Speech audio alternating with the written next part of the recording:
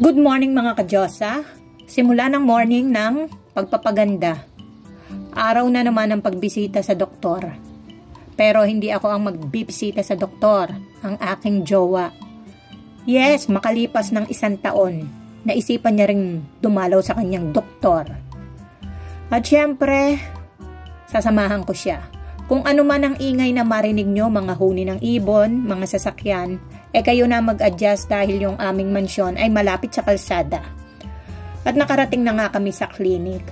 Ayan, hindi kagandahan ng panahon pero huwag kayong mag-alala dahil mas maganda ako sa panahon. Huwag na kayong tumutol. Channel ko to, kaya lahat ng gusto kong sabihin ay sasabihin ko. Alright? Talagang pang-asar.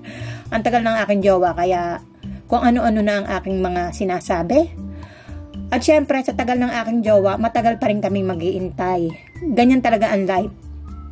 Pagkalipas ng 1 taon, nakatapos din. At akala nyo ba, uuwi na kami? No, no, no. Wala yun sa vocabulary namin. Nag-iisip pa si jowa kung papaano kami makakapunta sa lugar na aming pupuntahan. Oldie ang uunahin namin. Yes, pagka kami nakakalabas, kailangan naming dumaan ng oldie dahil alam nyo na, kailangan ko ng cashew nuts at saka mga gulay-gulay, prutas. Basta sa oldie, mura ang bilihin. Kaya suki kami dyan ng aking jowa. Maghihiwalay kami para makapamili ako ng kursunada ko at kursunada niya. Yes, patingin-tingin at finally, tapos na akong mag-grocery. Yes, tingnan nyo, pa-cute, diba? At hindi pa dyan natatapos. Dumaan pa ang aking jowa sa bangko. Meron siyang transaction. Kung ano man yon, sa kanya na lang yon. Huwag na tayo makialam, diba? Ayokong pumasok sa loob dahil sasakit lang ang ulo ko kasi Englishan to the max na naman. Iintayin ko na lang siya sa loob ng kotse. Alam nyo na, wala naman akong papel sa buhay niyan kundi mag-intay. Ay, galing magdrama talaga. Ha. Pero pil na pil ko talaga pag nag-iintay sa kotse. Nakakagawa ako ng vlog. Nakakapagpa-cute ako sa inyo. O, tingnan nyo naman, o. Artista talaga, o. Ay, napakagandang bata talaga. Bakit kaya nakalikha ng ganito kagandang bata? O, kukontra ka na naman, huwag ka na kumontra. Sinasabi ko na nga, YouTube channel ko to. At syempre, ayan, nakatapos din siya. Hindi na ako nagtatanong kung anong pinagagawa niya. At syempre, malapit ang Walmart sa bangko. Daan ulit. Panibagong tindahan na naman. 'Di ba? Bumili lang naman ako ng sabon. At syempre, nakita ko ang naggagandahan mga bulaklak. Dahil nga, spring na dito, ang dami ng mga magagandang halamang tanim. Nag-iisip ako kung bibili ako pero magtitipid ako. Magtatanim na lang ako ng mga gulay. Yes. Kaya ako nakapagpa-video dyan kasi ang jowa ko bumalik dahil yung presyo ng sabon ay mali.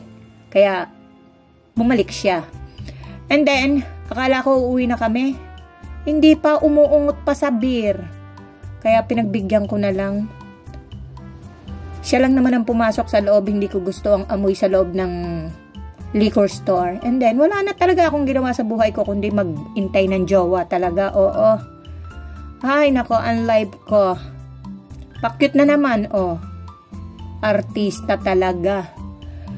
Gusto ko sanang wag na mag-voice over. Kaso tinatamad ako. Oh, ayan. Satisfied na talaga naman. Oh, ay, nako, may ngiti sa labi talaga. Yan lang ang kaligayahan yan. Hindi naman yung manginginom. At kinabukasan, ako naman ang magpapakuha ng dugo. Pagkatapos ng 6 na buwan, ako naman. Ay, nako, ang buhay naming magjowa. Ang laki na ng kinita ng mga klinik sa amin. Ay, nako. At syempre, hindi naman ako mag-isa lang. Lagi kong kasama ang aking Prince Charming. Ayan, iniintay na ako kasi nga nagbablog pa ako. Ay, supportive talaga. Papasok na kami sa loob ng clinic kung saan sisistensyahan na ang aking dugong bughaw. Wala na sila talagang kasawa-sawa kumuha ng aking dugo. Ganyang kaganda sa klinik, oh. Ang linis, 'di ba? At syempre, ang aking jowa ang, ano ba yon? Bahala na kayo na mag-adjust. Ayan na, gusto ko pang tumakbo eh. Gusto pang magbago ng aking isip. Kung magpapakuha ko o hindi na. Ayan na, masama na mukha. Ang sakit kaya. Ginamitan na naman ako ng butterfly. Kasi, sa tuwi na nalang kukunan ako ng dugo, hindi nila mahanap ang aking ugat. Ay nako, at syempre dumaan muna ulit kami sa bangko. Dahil manonood kami ng sine at dadaan kami sa Indian store. Ayan, nasa Indian store na ako ng lagay na yan.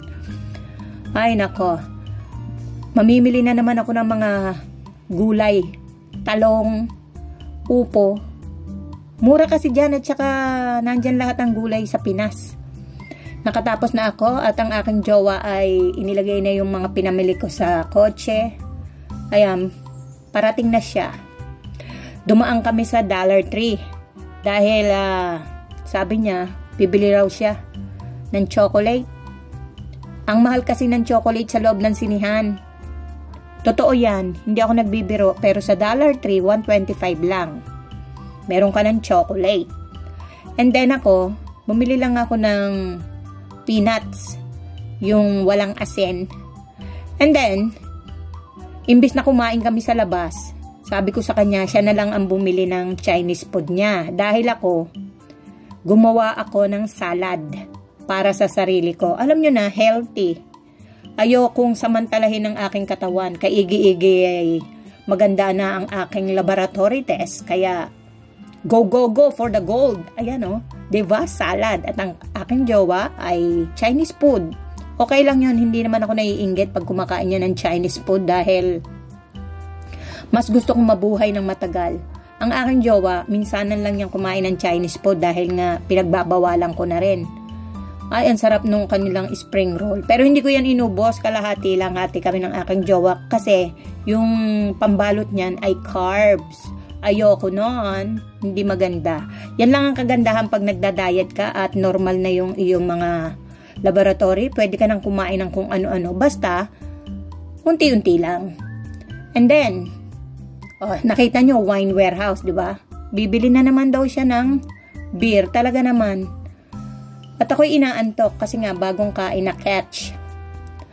Wala na talaga akong ginawa sa buhay ko kundi mag-intay ng asawa. Ay, ang gandang bata talaga. Inaantok man o hindi inaantok, talagang napakaganda. Tingnan nyo naman, di ba? Ang kumontra, pangit.